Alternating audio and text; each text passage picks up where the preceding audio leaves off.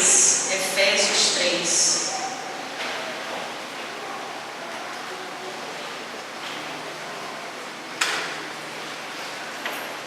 Efésios 3, de 14 a 21. Amém?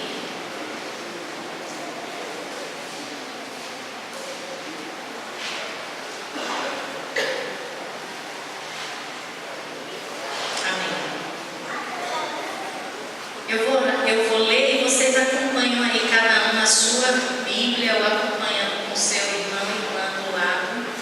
E nessa manhã, irmãos e irmãs, o que eu queria fazer é simplesmente ler e orar junto com Paulo nesse texto. Porque esse texto que nós vamos ler agora é, na verdade, uma oração.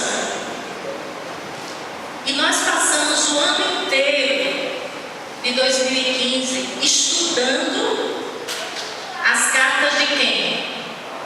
De Paulo. Iniciamos aqui, ainda lembro da aula de abertura da escola bíblica. Quem participou da aula de abertura da escola? Quem lembra o cidadão, o professor que veio falar aqui? Pedro Vasconcelos.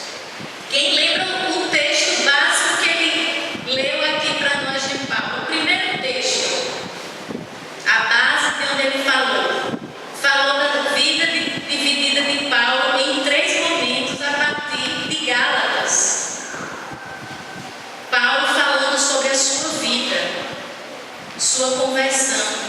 Depois conseguimos estudar pelo menos nas classes 2 cartas de Paulo, 1 Tessalonicenses e 1 Coríntios. Quem foi edificado com esses estudos?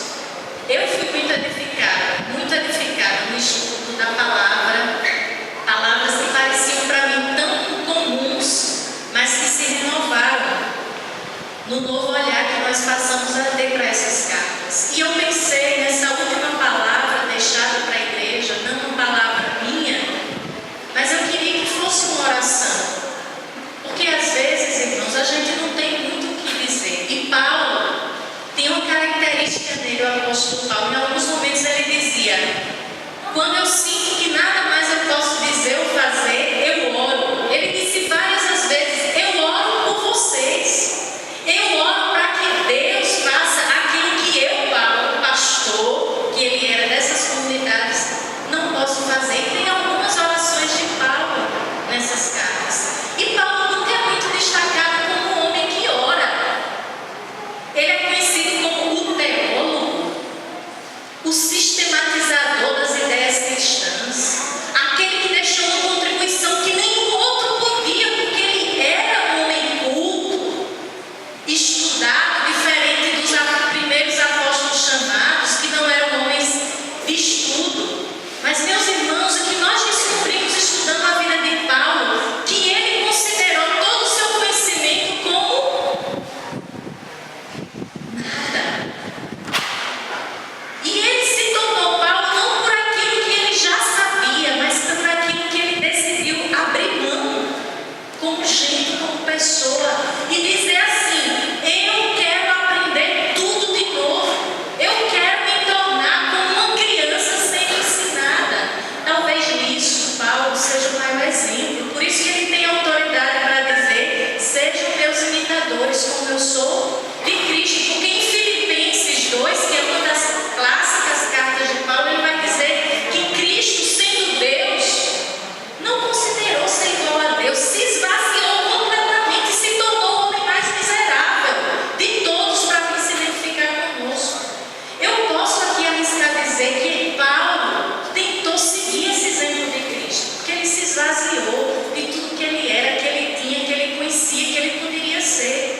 E por isso que eu não queria terminar sem lembrar de que estamos tendo um ano na igreja do Pinheiro muito inspirado por Paulo, seus escritos. Mas, irmãos, esse ano que a gente tentou foi ver muito mais, não as ideias de Paulo, mas a vida de Paulo. E para mim essa oração poderia ser a nossa oração finalizando esse ano. Não terminar com um conceito, com uma ideia, mas com uma oração. Eu queria ler com vocês esse texto, Efésios 3, 14. Por essa razão, eu dobro os joelhos diante do Pai, de quem toma o nome toda a família no céu e na terra, para pedir-lhes que Ele conceda, segundo a riqueza da sua glória, que vós sejais fortalecidos em poder pelo Espírito no homem interior. Que Cristo habite pela fé em vossos corações e que sejais enraizados, arraigados e fundados no amor. Assim tereis condições para compreender com todos os santos qual é a largura, o comprimento, a altura e a profundidade, e conhecer o amor de Cristo, que excede a todo conhecimento ou entendimento, para que sejais plenificados com toda a plenitude de Deus, aquele cujo poder, agindo em nós, é capaz de fazer muito além, infinitamente além de tudo que nós podemos pedir ou conhecer. A Ele seja a glória na Igreja e em Cristo Jesus por todas as gerações, dos séculos dos séculos. Amém. Apenas uma oração feita de joelhos por Paulo. Gente, pense na ideia. Imagine Paulo nesse momento. Sabe onde ele estava? Nós vamos estudar essa carta. Por isso que eu escolhi falar nessa carta. Vai ser a primeira carta de Paulo que nós vamos estudar no ano 2016. Paulo fez essa oração na sua casa, junto com a sua família. Paulo fez essa oração na igreja, rompendo o ano novo. É tradição da igreja protestante. Eu aprendi isso quando eu me converti.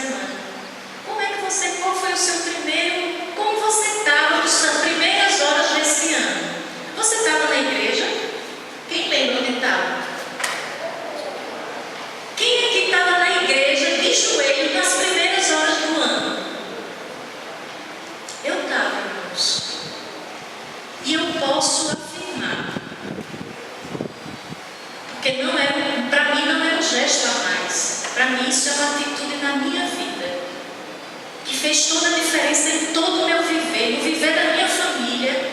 Eu creio profundamente que dobrar os meus joelhos, quando eu estava ali completando entre 17 e 18 anos, não mudou só a minha história de vida, mudou a história da minha casa, mudou a história de muitas pessoas a quem eu pude testemunhar no Evangelho.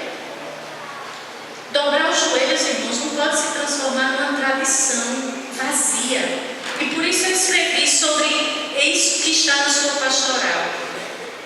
Mas a pergunta é: você começou as primeiras horas desse ano, talvez, de joelhos orando na igreja, mas isso não é o mais importante.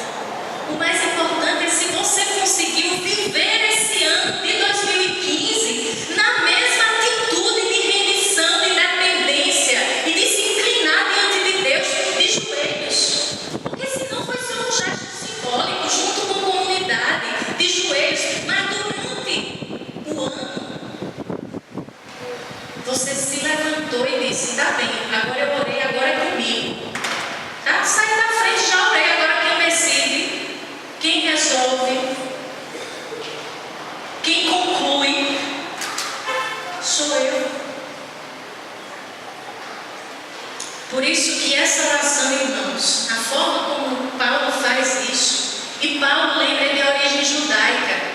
O povo judeu, na sua tradição, orava em pé. Diz a história cristã que a mescla e a síntese entre judaísmo e cristianismo começa a mudar um ritual, um jeito de ser. E Paulo aqui não ora como judeu, ele já ora como um crente, um cristão da nova fé em Cristo. E ele se rende, ele se ajoelha diante, e ele chama Deus de Pai. Mas não é aquele pai, o pai Abraão, que parecia um Deus distante, mas é o Pai de Jesus, e é o nosso Pai. E essa oração de Paulo, ele faz uma declaração que é esse Pai que não é Pai só dos judeus, nem Pai só dos gentios. Irmãos, ele diz aí no versículo inicial que esse Pai é Pai de todas as famílias do céu e na terra. Parece que é uma oração comum, mas não é, irmãos. Um judeu orava ao seu pai e pai do seu povo, que eram os judeus. Paulo não está orando nem pelos judeus, nem pelos gentios, mas por todas as famílias da terra. No céu e na terra. E não é a família humana. Diz o texto em grego que aqui a tradução família é para ser o mais amplo possível, mas não pense que vai estar orando pela sua família consanguínea ou de identidade religiosa. Mas Paulo pensou mais ou menos assim: o que existe nesse mundo criado por Deus é a família de Deus, e eu oro por toda essa família de Deus criada no céu e na terra. Por isso que ele tem que se dobrar, porque o mistério dessa graça divina é tão grande que não existe outra reação a não ser se dobrar e orar com reverência. Eu temo, irmãos, porque eu acho que uma das coisas que nós temos perdido no decorrer da nossa vida religiosa cristã é essa consciência e noção da grandeza e do mistério divino. E é por isso que é tão fácil, às vezes, a gente ficar aqui. Agora eu entendo o pastor, e entendo o pastor, que às vezes o pastor fica meio irritado com tudo, né? Fica às vezes até inconveniente, chato, estar aqui falando e chama a atenção de um lá fora. Eu sei que esse pastor tem que se concentrar aqui, não tem que. Mas, irmãos, é porque quando a gente está aqui, a gente não está cumprindo um papel ritualístico.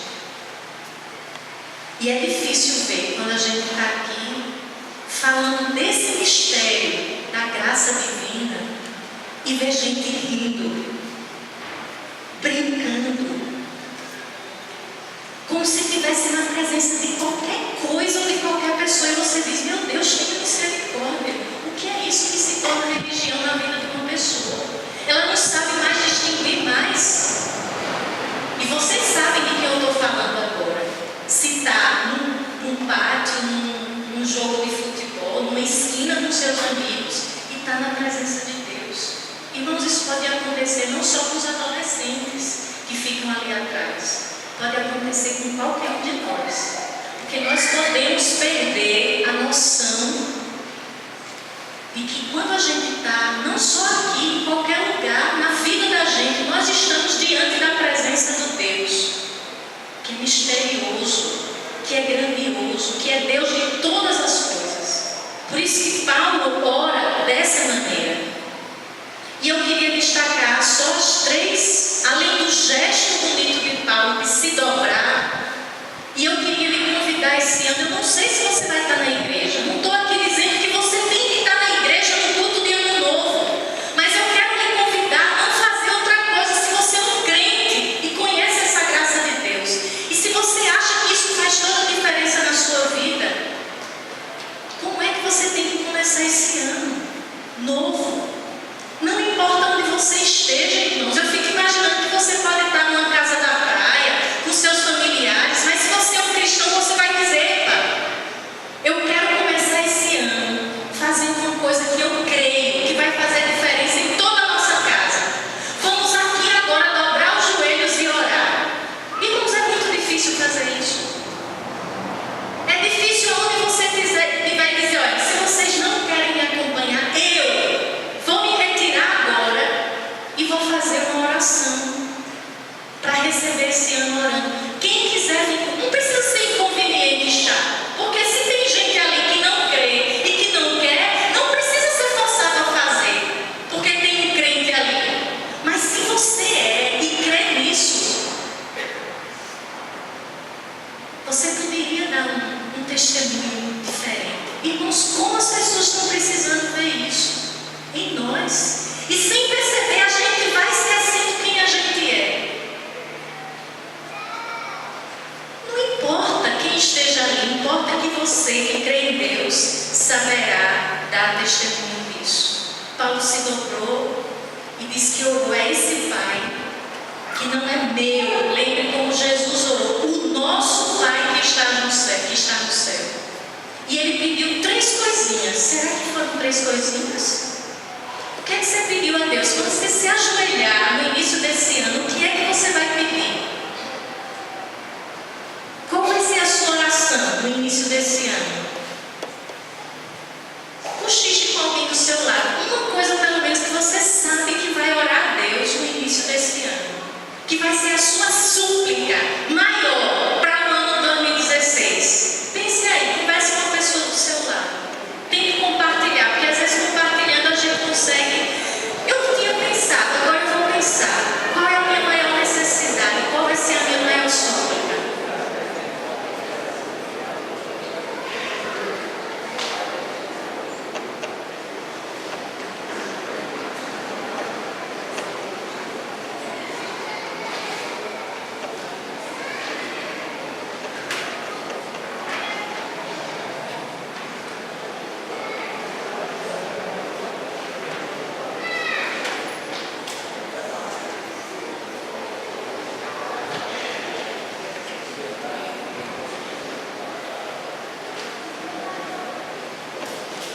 Quando a gente medita e ora, irmãos, a gente consegue até pedir melhor. Eu fico pensando, às vezes a gente vem para um culto do ano novo, você nem parou para refletir nada. Você teve aquele dia, mais um dia corrido, e vai fazer mais um culto. E na hora de se ajoelhar, você se ajoelha. E você nem sabe o que você vai orar. Comece a orar já. Comece a perguntar a Deus como orar. A Bíblia diz que nós não sabemos orar. E quando a gente não sabe, ainda bem que tem o Espírito que intercede a nós diante do Pai. Mas é bom quando a gente para, né, Martinha, e diz assim: Deus, não quero orar em vão. Não quero orar por coisas que não vão edificar a minha vida, nem a vida de ninguém. Me ensina a orar. Jesus disse que a gente devia pedir ao Senhor que nos ensine a orar. Paulo orou. E orou e pediu três coisinhas. E eu queria que você orasse e pensasse nessas três coisas. Talvez isso ajude a você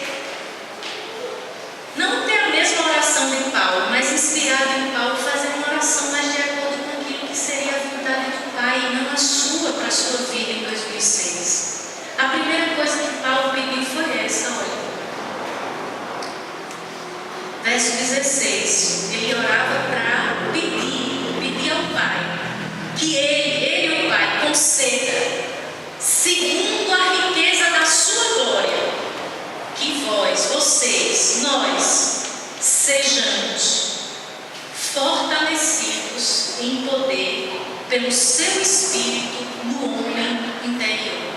A primeira coisa que Paulo pede para que Deus conceda a cada um de nós, irmãos, eu coloquei aqui uma palavra, força. Eu não botei poder, porque eu acho que a palavra poder para nós tem uma conotação sempre de domínio. Ele diz assim, que nós sejamos fortalecidos por dentro, irmãos. Que nós tenhamos força, mas não é qualquer força. É a força do Espírito Santo de Deus dentro de nós. E essa força tem um objetivo para a gente ficar firme. Porque aqui o sentido é ser forte para resistir. Não é ser forte para alguma coisa, mas é ser forte para você se manter de pé. Orar e pedir a Deus força diante de Deus para não cair, irmãos. Pense aí, quantos começaram o ano de pé e caíram e não resistiram? Irmãos, cair aqui não é só pecar e sair da igreja. Cair aqui e não estar firme é aquele sofrimento que era para lhe erguer, lhe abateu. É aquela provação da qual o pastor pregou no último culto, que não era para lhe derrubar, era para lhe fortalecer e lhe fez duvidar, lhe fez blasfemar, lhe fez esmorecer. A oração que Paulo fez é que sejamos fortalecidos na dinamis divina, no poder divino, para que essa força que vem do Espírito ajude o nosso ser interior a estar firme. Irmãos, eu não posso pedir outra coisa. Por isso que eu escrevi nessa pastoral que eu queria simplesmente orar pela igreja, por cada um de nós que fazemos a igreja do Pinheiro. Eu disse, nós não nos enfraquecemos porque não cumprimos aquele programa, não cumprimos aquele calendário, ou não temos aquela programação na igreja, porque não fizemos mais isso aqui. Nós enfraquecemos quando o nosso corpo, que sou eu e você, se enfraquece. Quando as famílias entram em crise e se enfraquecem. Quando os irmãos e as irmãs, diante das tentações e provações, se enfraquecem na fé. Nós estávamos dialogando no início desse mês, conversando sobre os cargos na igreja, as funções, como é difícil escolher gente, como é difícil ter gente preparada. E não é porque nós não trabalhamos para formar gente. Eu fiz até um exercício pensando em tanta gente que foi fortalecida nessa igreja para produzir frutos. E onde elas estão? Eu posso contar quase umas 100 pessoas, ou mais de 100 jovens, adolescentes, adultos, famílias, que foram nutridos e formados aqui nessa igreja, mas infelizmente não ficaram firmes, que por alguma razão, por alguma circunstância, se enfraqueceram. Então a nossa oração, irmãos, é para manter essa firmeza diante de Deus. Quanta coisa nos enfraquece nos projetos, nos propósitos, nos compromissos. A outra oração que Paulo faz por nós é para que Cristo habite pela fé em vossos corações. E parece uma palavra, mas Cristo já habita no meu coração. No dia que eu me converti, levantei minha mão e fui à frente. Ou no dia que eu me batizei. Irmãos, o que ele está falando aqui não é uma habitação temporária. É que Cristo, de fato, seja o dono do meu coração. Que Cristo habite plenamente e com toda a autoridade na minha vida. Esse habitar no coração na lógica judaica é onde está a vontade e o desejo. Que Ele controle minha vontade, que Ele controle o meu desejo, que Ele controle o que eu sou, o que eu quero ser. Eu fico pensando condição, uma igreja fortalecida no Espírito e que Cristo habita no coração de cada um e cada um. O que nós podemos pedir mais a Deus? Mas Ele ainda pede mais alguma coisa, que eu acho essa fundamental, que a gente esteja arraigados ou enraizados e fundados no amor. Porque para que ser fortalecido? E para que ter Cristo no coração? Habitando, para que nós tenhamos mais capacidade de amar, mais capacidade de entender a plenitude do amor de Deus, mais capacidade, como Ele diz, só assim vocês vão ser capazes de dimensionar o amor de Deus. Qual é a altura, a largura, a profundidade? E Ele diz, todos vocês, os santos, Ele não diz que uma pessoa sozinha pode experimentar toda a plenitude do amor de Deus. E Ele termina essa oração, irmãos, dizendo, aquele cujo poder agindo em nós é capaz de fazer muito além, infinitamente além.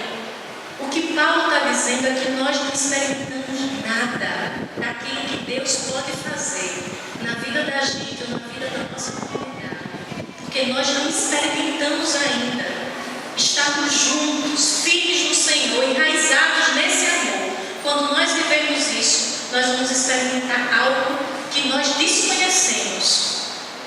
E Paulo termina dizendo ainda que a Ele, a esse Deus, não é para ninguém. Isso não é para glorificar um projeto, uma igreja, uma pessoa, irmãos.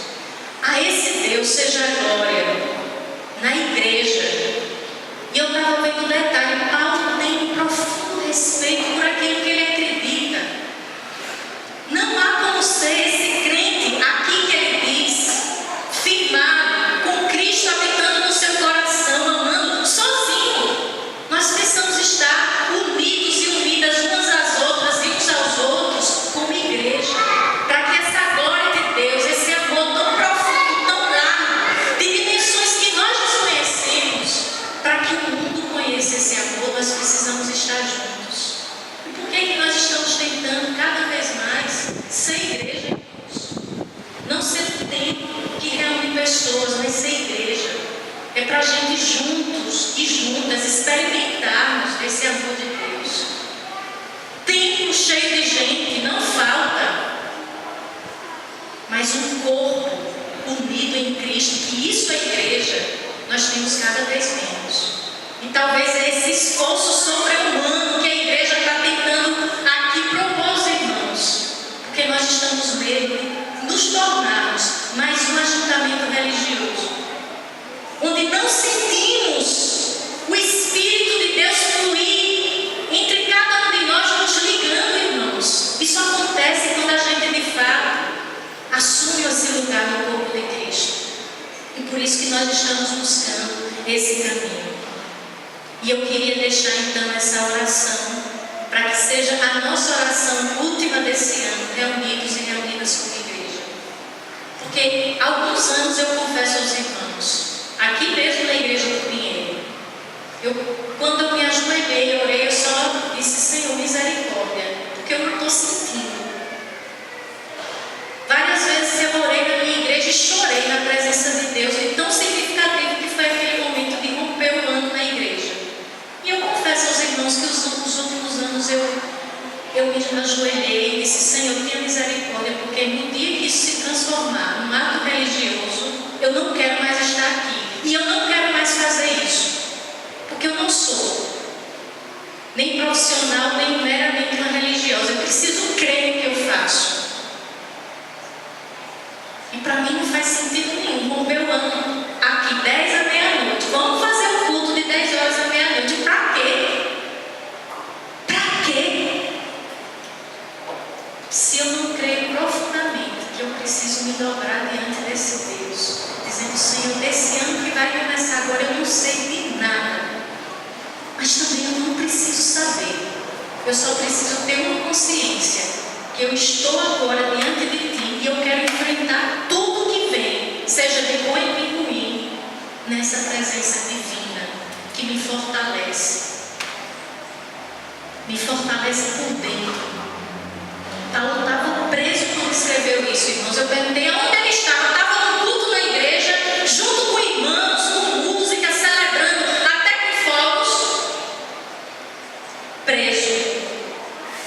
Ele estava preso de joelhos, orando pelos seus irmãos, por nós. Essa oração nos alcançou aqui. Paulo não estava cheio de vitórias para celebrar, como muitos que vieram aqui. Eu sei que também não vieram porque tem vitórias a celebrar. Veio para dizer: Senhor, obrigado porque eu estou aqui, porque eu sobrevivi, porque o Senhor me sustentou, porque eu estou firme apesar. Era para eu estar no lixo, mas eu estou aqui. E eu creio nesse milagre, irmãos. Para mim é o maior milagre de todos. Eu estou aqui. Obrigada, porque eu resisti mais uma luta, mais uma tribulação, mais um não que a vida me deu, mais uma rasteira que eu levei na vida, mas eu estou aqui de pé, ou de joelhos. Que a gente tem esse sentimento. Não sei, não estou dizendo aqui, não estou fazendo apologia para o culto do ano novo, que os irmãos me entendam, mas é uma atitude na vida da gente como cristão. Porque senão, irmãos, nós não vamos nos reconhecer mais. Que diferença essa fé está fazendo na minha vida? Que a única coisa que eu penso: tá, eu vou no culto, mas depois eu tenho que passar na casa de fulano, você é com Beltrano. Espiritualmente a gente vai começar o ano do mesmo jeito.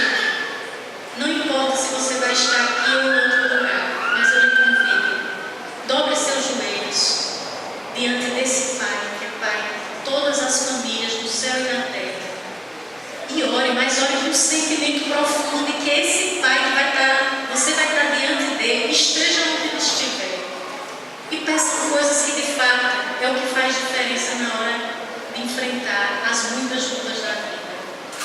Foi isso que fez diferença, eu tenho certeza, para que muitos de nós aqui estejamos nesse domingo, último culto desse ano, podendo celebrar a Deus e cantar, mesmo com todas as lutas.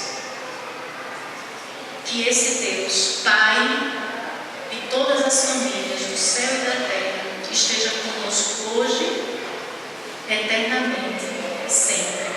Amém? Sentado como você está, eu queria que você peça um solucionado para que a gente possa fazer essa oração sentados mesmo. Dizer para Deus: cada vez que a minha fé é provada, tu me dás a chance de crescer um pouco mais. Eu faço minhas palavras de hoje. Eu disse para a Gleice que o que eu tenho pedido é o que eu tenho pedido todo ano. Não me deixe ficar um dia a mais na igreja do Pinheiro. E aí eu não nego, Erasmo, porque aí é uma preocupação comigo também. Porque eu lembro do pastor Edson Barbosa: o ministério não é medido pelo início nem pelo meio, mas pelo fim. E eu não gostaria de sair daqui, irmãos, com briga, com confusão, convidado a sair. Eu gostaria de sair com o Espírito Santo dizendo: filho, acabou. E tenho pedido a Deus para não ficar um dia menos na minha desobediência, na minha covardia, deixar pelo meio do caminho aquilo que Deus ainda quer fazer. Eu nem quero ficar, está entendendo? Nem um dia mais, nem um dia menos. Tenho pedido a Deus perseverança, mas de fato, há alguns anos, não tem sido fácil vir aqui dia 31, porque você fica sabendo que as pessoas estão muitas vezes mais preocupadas com a roupa nova, com sair daqui correndo para ver o foguetório na praia. Eu não entendo. Com a ceia e essas coisas todas, do que necessariamente estar na presença de Deus. O que eu pedi foi isso. Porque o resto me corre atrás, irmãos. Eu me converti com o pastor Marcos Monteiro, eu vivi uma vida simples. Eu não preciso de mais do que eu tenho em 2016. E se eu ainda perder 30% do que eu tenho, ainda está bom. Eu só não quero ficar religioso como antes de conhecer Jesus há 30 anos atrás. Eu só não quero. Ele convidava a fazer essa oração. dizer assim: cada vez que a minha fé é provada. Você pode dizer para Deus isso? Me dás a chance de crescer. O que seja. Nas montanhas e vales, desertos e mares, que atravesso me levam pra perto de ti. Minhas provações já são maiores que o meu tempo, e não vão me impedir de caminhar. Se diante de mim não se abrir o mar, Deus vai me fazer andar sobre as águas, rompendo em fé.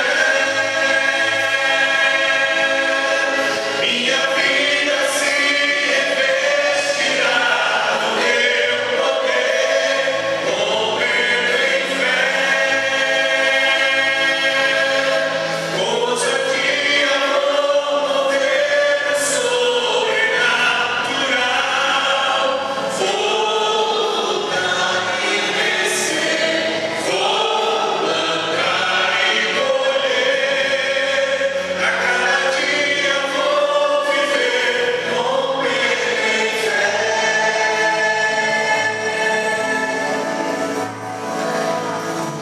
Eu não sei se você se lembra do Irã. Irã, fica de pé, por favor. Alguém lembra do Irã? Tem quanto tempo, Irã, que você sumiu daqui? 5 anos. E enquanto esse jovem esteve aqui, ele é uma pessoa muito afetiva, muito disponível, muito jóia. Aí de repente a gente se perde, a gente some, e a gente fica muito triste. E aí eu chego hoje ainda na porta entregando um boletim, porque ele foi chegando, o Jorge já botou os boletins na mão dele. E eu não sei se eu posso tornar público, Irã, sua frase, mas ele disse assim: eu voltei para um lugar onde eu me sinto bem. Eu quero dizer para você que foi muito importante encontrar você primeiro hoje na porta. Deus abençoe, viu? Não sei porque você foi, não sei porque você está voltando, mas se for uma volta para ficar, que bom.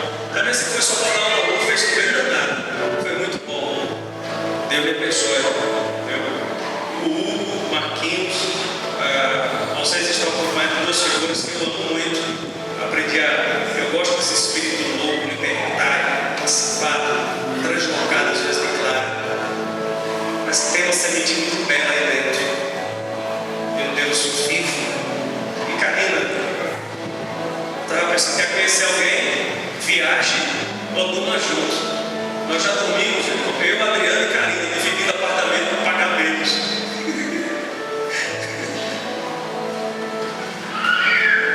Que bom que você está aqui. Cada vez que a minha fé é provada, que seja, me dás a chance de crescer um pouco mais. Nas montanhas e vales, desertos e mares, que atravesso me levam pra perto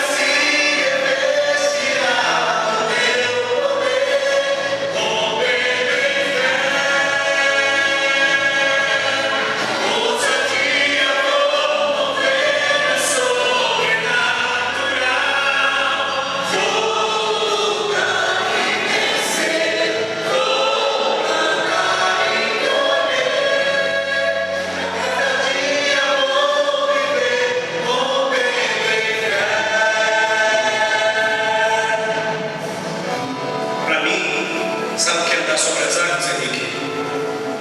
É mesmo com os pés rachados e a mão rachada. Você ir para o sertão no calor escaldante, botar uma meia, uma luva para cozinhar, para trabalhar pelo reino de Deus. Isso é estar sobre as águas. A Kátia, que a gente vê assim grande, forte, diz assim, ela é muito forte. E não sabe, né, Kátia? Você tem um coração que é cheio de problema. E de um momento do ano para cá, Deus diz assim, Kátia, a gente vai ter que voltar ao trabalho. E eu sei o desespero dela. Quando é que eu vou enfrentar de novo van, deslocamento, branquinha, subir e descer. E está conseguindo. Pela graça de Deus, em nome de Jesus. Deus vai lhe fazer andar sobre as águas. Pergunta a Jorge se ele não tem andado sobre as águas. Mesmo sem as pernas, né, Jorge? Agora com a cadeira. Que bom. Deus é bom em todo o tempo. Deus é bom. Amém? Glória a Deus. Irmãos e irmãs, nós precisamos tomar uma decisão. E por que precisamos tomar?